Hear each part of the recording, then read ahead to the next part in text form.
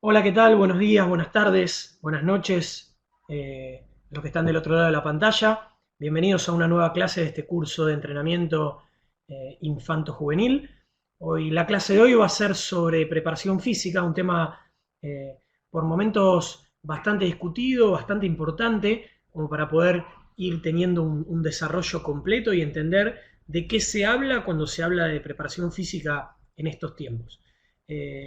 Vamos entonces a desarrollar la clase y cualquier duda que surja, vamos a estar usando después bien los foros de debates para poder desarrollarlo. ¿Está bien? La preparación física no existe. Mirá cómo arranco. Así arranco. Arranco con una discusión, con un tema de una entrevista de Paco Seirulo y Ángel Capa del año 2007 y fue una entrevista que trajo mucha polémica, principalmente en Argentina, porque primero el título es fuerte. Ustedes van a tener para participar a través del foro. Ahí tienen una actividad para leer justamente esta entrevista y dejar su opinión. Me gustaría que puedan retroalimentarse en base a la experiencia de cada uno. Pero en tiempo donde dice que la preparación física no existe, partimos de que hay una foto de Messi en la cancha con botines y con un, digamos, haciendo preparación física, con un traccionador y haciendo algo inespecífico del juego, porque no aparece un traccionador en el medio del juego. Eh, y por otro lado, Cristiano Ronaldo, cuando nace su segunda hija, sube a las redes sociales, con lo importante que son hoy las redes sociales, sube esta foto que más o menos de una manera u otra dice, enseñándole a mis hijos que sin esfuerzo no hay resultados. Bueno, por ahí va entonces un poco la cuestión. Cristiano Ronaldo elige una foto fuera de la cancha, en el gimnasio, en una silla de cuádriceps, para hablar de esfuerzo y hablar de rendimiento. Cristiano Ronaldo es uno de las muestras de lo que genera un proceso de entrenamiento correcto. Cuentan los que lo conocen de chico que no era el mejor jugador de su categoría en las selecciones juveniles de Portugal, que había otros jugadores que eran mejor que él, quien se fue desarrollando eh, a lo largo del entrenamiento y del esfuerzo. Bueno, pensar la preparación física en etapas formativas es considerar las fases sensibles para la mejora de las capacidades condicionales, como la fuerza, la resistencia, la velocidad y la flexibilidad, y las capacidades coordinativas, que son la reacción, orientación, readaptación, equilibrio, ritmo, acoplamiento y diferenciación. Y cuando hablamos de fases sensibles, lo vamos a tener bien desarrollado, hablamos de el momento óptimo para desarrollar cada cualidad en base a la edad del jugador. Hay un momento para cada cosa, un momento ideal para cada cosa. Y ahora la vamos a ver puntualmente cuando desarrollemos cada una de las capacidades. Históricamente se pensó a la preparación física en el desarrollo de las cualidades condicionales y principalmente en la resistencia, la fuerza y la velocidad. Bueno, vamos a darle un espacio importante a la coordinación y vamos a hablar también de flexibilidad, a ver de qué habla la flexibilidad. ¿Cuáles son los objetivos de la preparación física antes de la pubertad? Antes de la madurez, de pegar el estirón, como se dice, son la coordinación, la velocidad o rapidez en carreras cortas y veloces de hasta 8 segundos de duración, la flexibilidad o movilidad, vamos a ver bien los términos cuando hablemos de este tema. La etapa sensible de la flexibilidad es la infancia, fíjate. La fuerza, pero no cualquier fuerza, la fuerza rápida, la fuerza preventiva, y la resistencia aeróbica, pero la resistencia aeróbica teniendo en cuenta principalmente los juegos y acumulando trabajos cortos de poca duración, hablábamos de hasta 8 segundos como una buena referencia, y con recuperaciones completas, o sea, que haya una pausa que a vos te deje recuperarte para volver a tener otra acción veloz y rápida. Bueno, acumulando muchos trabajos veloces y rápidos, vas a terminar mejorando la resistencia aeróbica. Esa es la resistencia aeróbica de la infancia. ¿Está bien?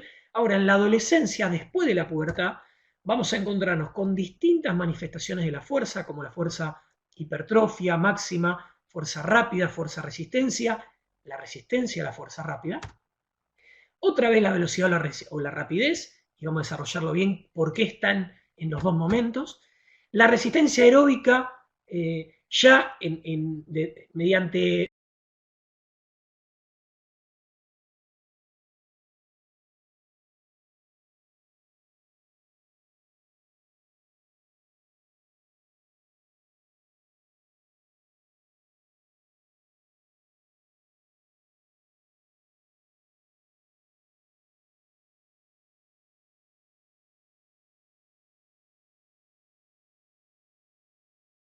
otros métodos de entrenamiento y la anaeróbica, porque después de la pubertad aparece una enzima, se llama la enzima PFK, que es la que nos permite trabajar con la presencia del ácido láctico, que es ese desecho, ese residuo que se va acumulando a nivel muscular y uno tiene que estar preparado para poder entrenar de esa manera.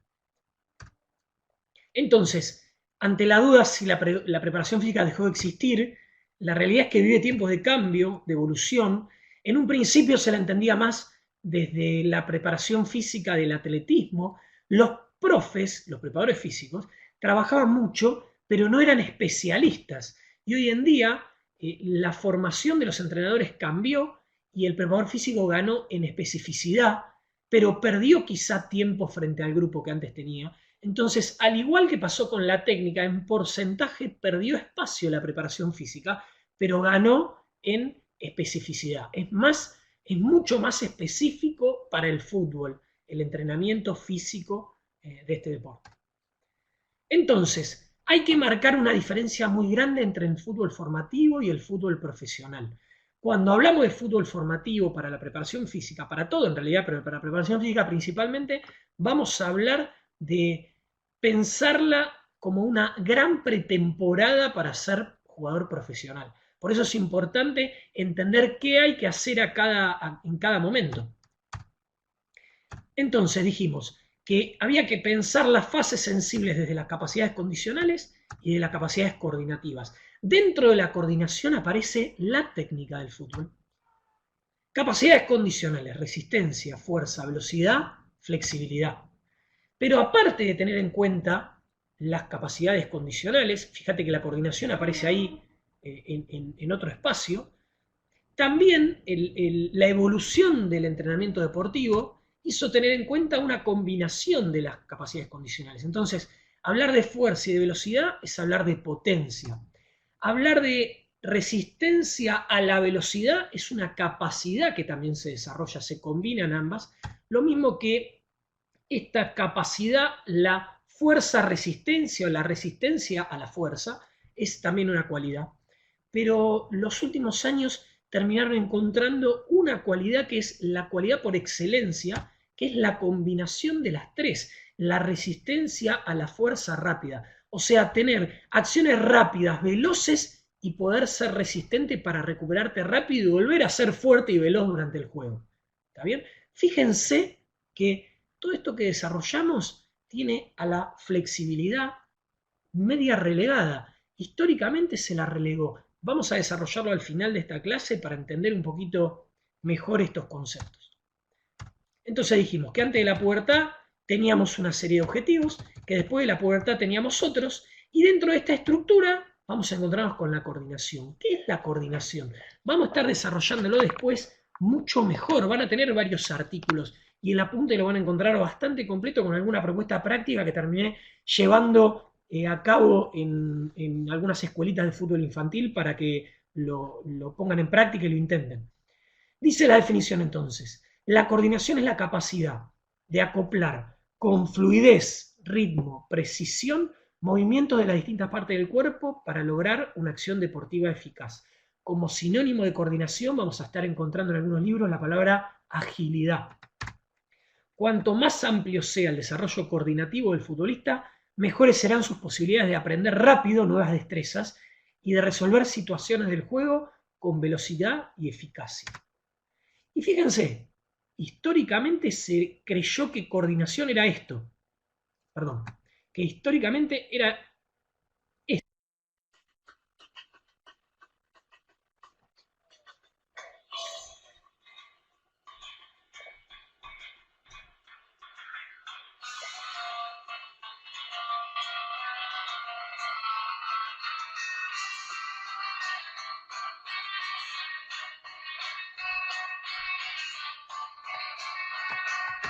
Entonces, el concepto de coordinación se redujo erróneamente a ejercicios inespecíficos y descontextualizados, generalmente con escalera de coordinación o variantes con aros, este cuadrilátero o distintas opciones para hacer eh, eh, recorridos o circuitos complejos que requieran una gran velocidad y el desarrollo o una resolución de problema inespecífica para el fútbol. Y el Ajax, en la década del 90, tiene este video que me parece interesante cuando habla de coordinación. Fíjense, mirá. Distintas propuestas coordinativas,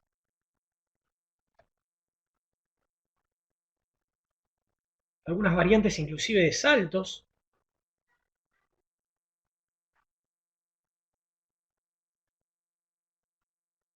Todo lo que tiene que ver con el ritmo es coordinación también.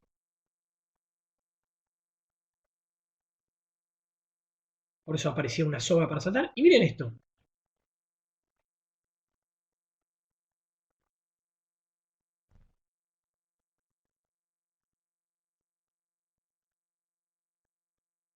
El desarrollo de la coordinación para el Ajax también era bailando, haciendo coreografías. Algo bastante poco eh, visto en el fútbol, pero bueno, una opción también de desarrollo de la coordinación. ¿Cómo se clasifican las capacidades coordinativas? Está la reacción a la capacidad de iniciar y ejecutar acciones motoras con rapidez ante señales acústicas u óptimas, y la mejor manera de desarrollarlo es mediante juegos. Está la orientación a la capacidad de controlar y cambiar adecuadamente la posición del cuerpo en función del espacio, la pelota, los compañeros y los rivales. También la mejor manera es mediante juegos. Está la readaptación, capacidad de adaptar el cuerpo a nuevas situaciones para continuar con la acción. La mejor manera son los juegos. Entonces, estas son las tres más requeridas en el fútbol, pero el desarrollo de las otras cuatro, dijimos que eran siete, permitirá resolver con mejor capacidad las acciones del partido y aumentar las posibilidades motrices dentro de la competencia y el entrenamiento. Entonces tenemos también el equilibrio, tenemos al ritmo, tenemos el acoplamiento y tenemos la diferenciación que vamos a, digamos, desde la gimnasia, desde las carreras, vamos a decir, bueno, esto también sería coordinación, pero quizá lo más coherente, si uno no es profesor de educación física, sería dejarle este espacio a la educación física escolar y uno dedicarse a los otros tres puntos de la coordinación. Y se tienen que tener en cuenta que las técnicas del futbolista son coordinaciones específicas y la chilena es quizá el momento coordinativo por excelencia del fútbol.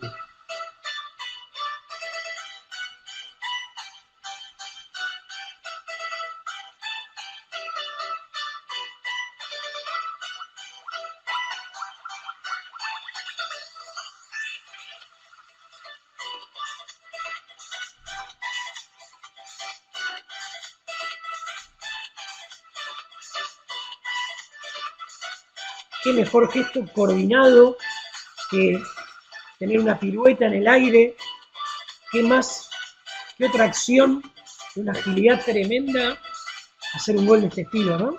Y que Zidane te haga así, bueno, más. Bueno, la importancia de la coordinación en el fútbol, este es el artículo que van a tener desarrollado.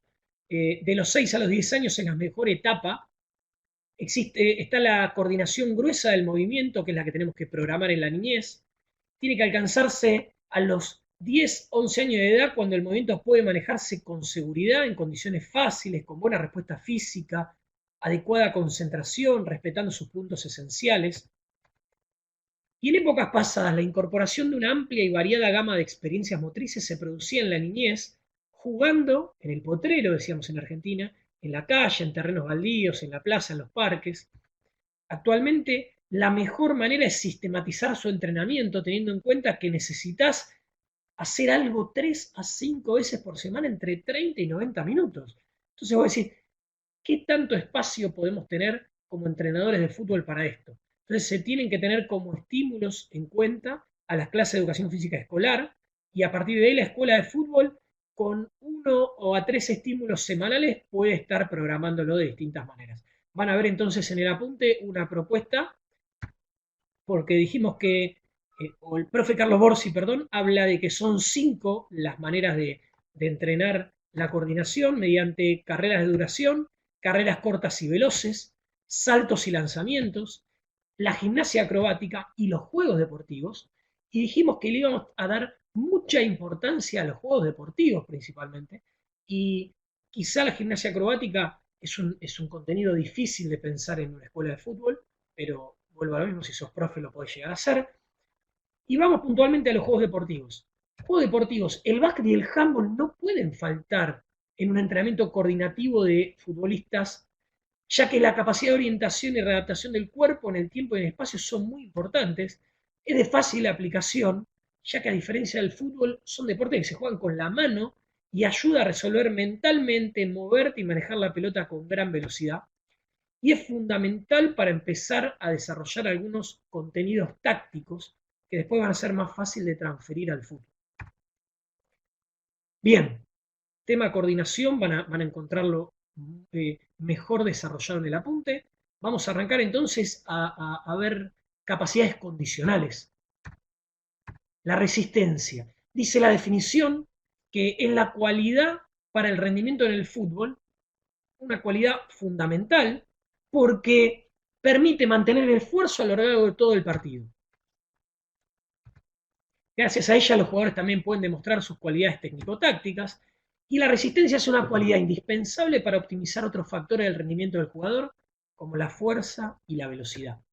Es fundamental para el desarrollo de los demás factores del rendimiento del fútbol, una definición bastante genérica de un manual de la FIFA del año 2002.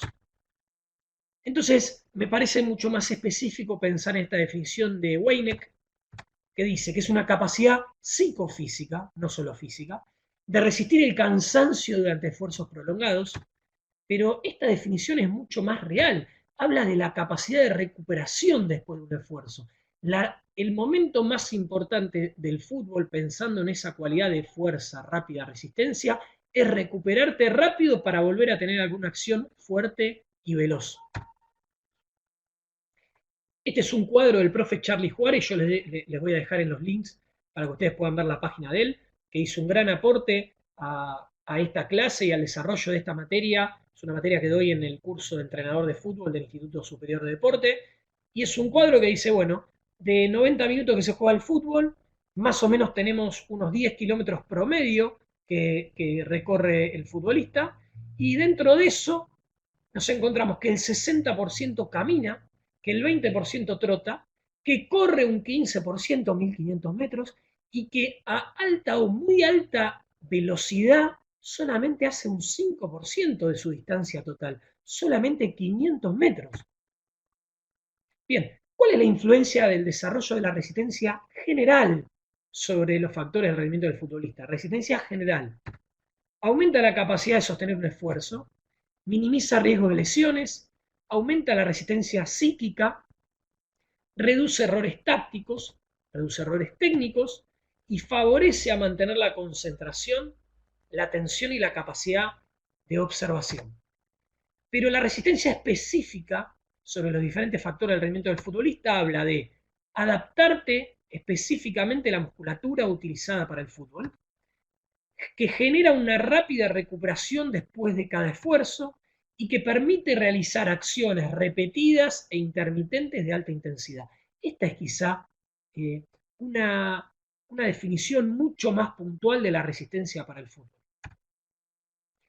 Los métodos para entrenamiento de la resistencia, también citando al profe Charlie Juárez, son el método continuo, todo lo que es el trote continuo, el método intervalado, conocido también como pasadas, el método intermitente, con sus variantes y con su famoso yo-yo test para evaluarlo, todo el método de cuestas, todo lo que es subir montañas, subir alguna loma, trabajar en la arena, trabajar en médanos, el entrenamiento en circuito o circuit training y los juegos. Yo creo que lo más importante para un entrenador es hacerse especialista en juegos y entender cuál es la capacidad física que se desarrolla en cada juego, teniendo en cuenta cantidad de jugadores, teniendo en cuenta espacio, distancia de juego y teniendo en cuenta la cantidad de series y la cantidad de repeticiones y las pausas que va a estar desarrollando. Creo que ustedes tienen que ser especialistas en eso y ahora después les voy a mostrar un libro que también está subido al campus virtual para que puedan aprender mucho más sobre juegos dependiendo cada cualidad física.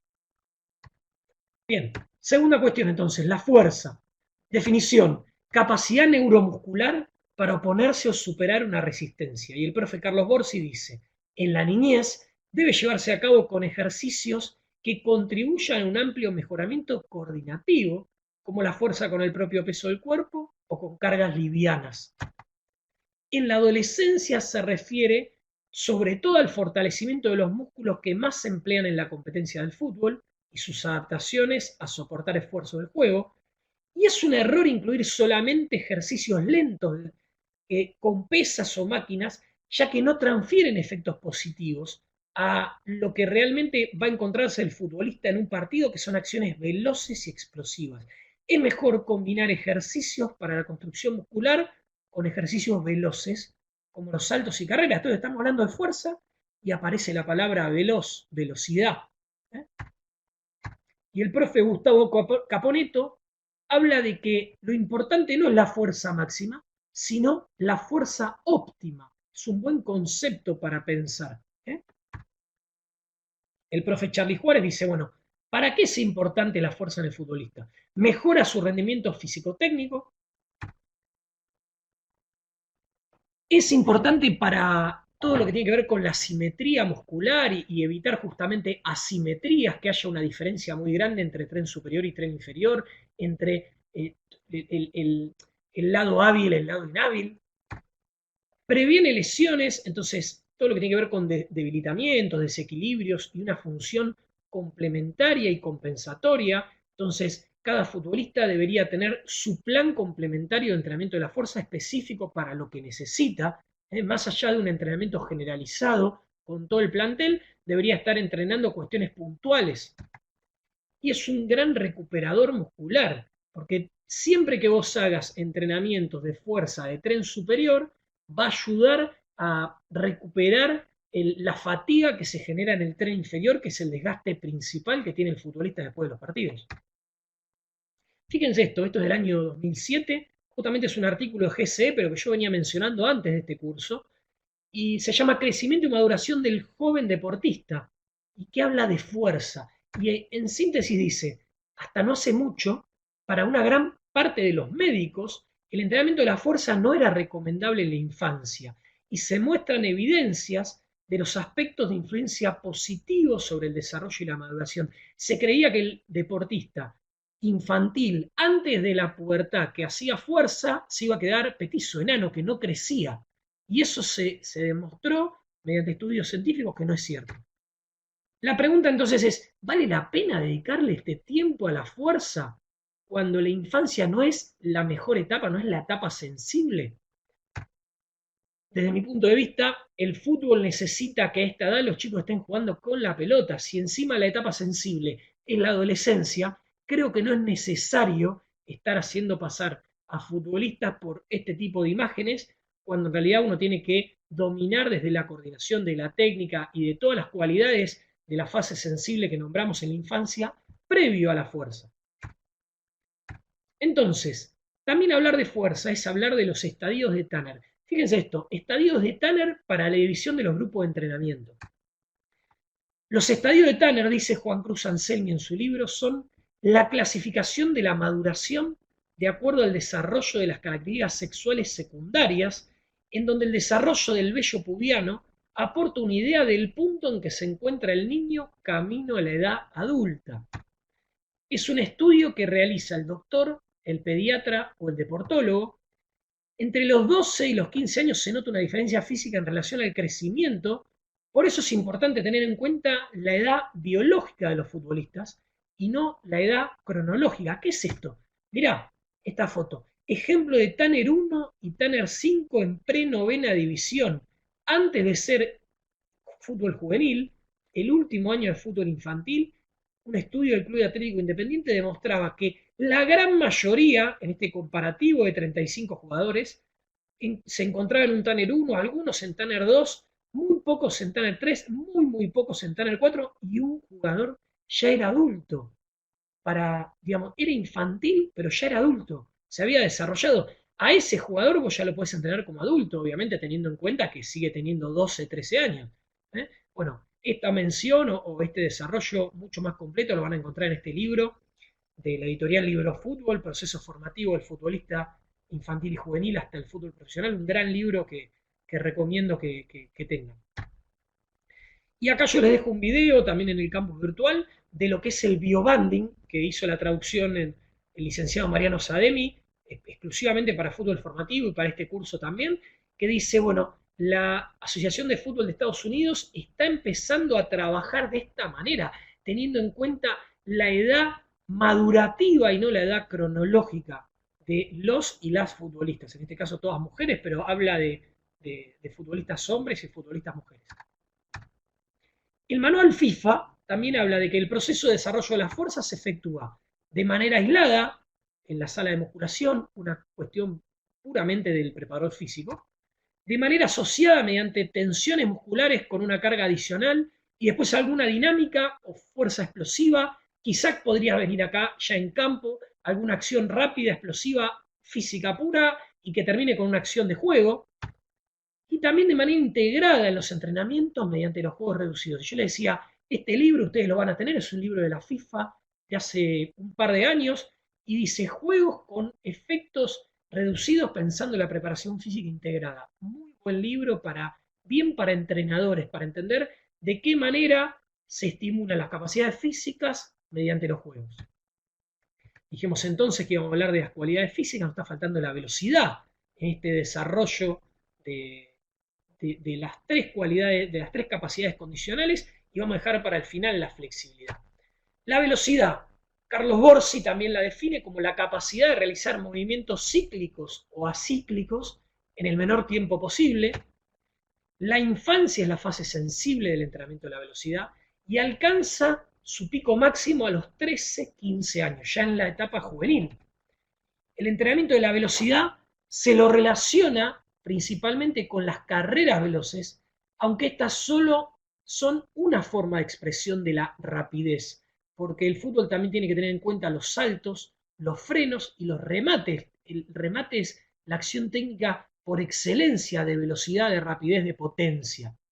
Potencia, dijimos, fuerza y velocidad y fuerza. Entonces acá estamos hablando de velocidad y también estamos hablando de fuerza, porque los saltos son acciones veloces, pero requieren una acción de una intervención de la fuerza muy importante.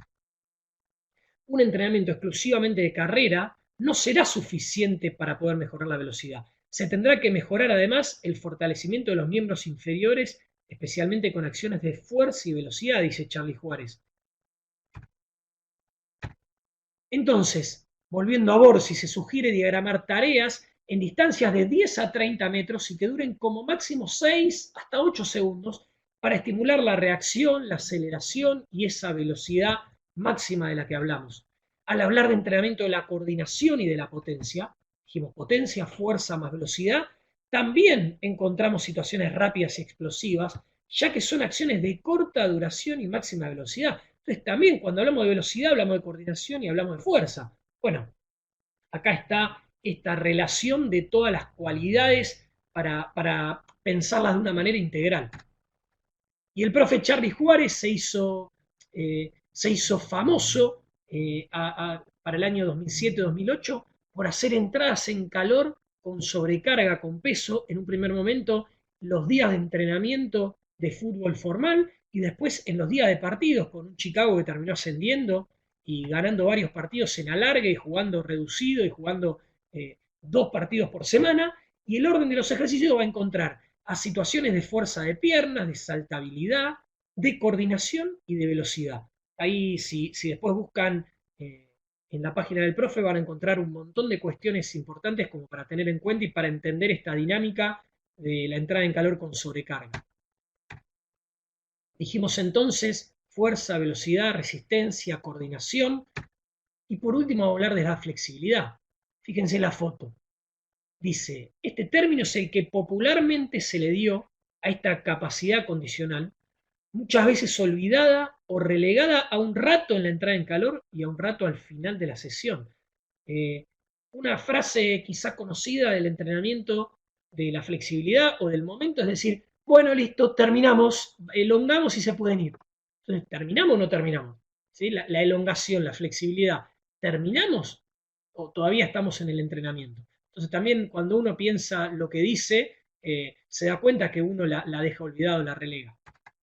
El término flexibilidad habla de la capacidad que posee un músculo de doblarse sin llegar a romperse, enfocándose principalmente en lo muscular. Pero pensar en esta capacidad condicional hay que tenerla en cuenta de manera más integral también, teniendo en cuenta no solo los músculos, sino también tendones, ligamentos y articulaciones. Por eso es más correcto hablar de movilidad, como le llama Carlos Borsi en su libro de fútbol infantil, o hablar de amplitud de movimiento, que es un término que aprendí del profe Oscar Baroneto, profesor del Instituto de Deporte, y que estudió en España y ya venía con algunos términos diferentes o mucho más complejos. Entonces vamos a hablar nosotros de movilidad y amplitud de movimiento. Me gustaría que empiecen de a poquito a tomar estos términos como los términos correctos para hablar de capacidades condicionales. Borsi la llama movilidad y la define como la capacidad de expresar gran amplitud de movimientos dinámicos y estáticos. Exige posibilidad de movimientos de cada articulación y de la elasticidad de músculos, tendones y ligamentos. Matveyev habla de amplitud de movimientos, que en inglés tiene esta abreviatura ROM, como el máximo grado de amplitud que permite una articulación en función de su estructura, ilimitado por la tensión de los músculos antagonistas y por la funcionalidad del resto de las estructuras implicadas. Entonces, nos encontramos con dos definiciones mucho más completas que solo flexibilidad. Es la única cualidad física que a lo largo del tiempo involuciona, por lo que el objetivo principal de entrenarla de manera sistemática, permanentemente, es hacer que la pérdida sea la menor posible. O sea que nosotros nacemos con una movilidad tremenda y con el correr del tiempo nos vamos acortando, nos vamos moviendo cada vez menos, teniendo menos amplitud de movimiento, salvo que lo entrenemos y frenemos esa involución. También es la única capacidad que puede alcanzar su máximo grado de desarrollo en la niñez. Y en el caso del fútbol, las articulaciones más importantes son las caderas y la columna vertebral. Una amplitud de movimiento superior a la necesaria en la competencia reduce la acción de los músculos antagonistas, los músculos contrarios que están siendo parte de la acción principal, y eso hace que se disminuya el riesgo de lesiones. Bien, con este desarrollo de la coordinación y de las 4 capacidades condicionales, dijimos resistencia, fuerza, velocidad, rapidez y amplitud de movimiento o movilidad, como sería lo más coherente llamarla en estos momentos, terminamos el desarrollo de esta clase. Espero que les haya gustado, que la hayan sentido completa y fíjense en el campus virtual que vamos a tener para complementar desde el apunte y distintos enlaces que les voy a estar dando para poder hablar mucho mejor de preparación física y entender como entrenadores cuál es el rol, cuánto tiene que saber un director técnico, un entrenador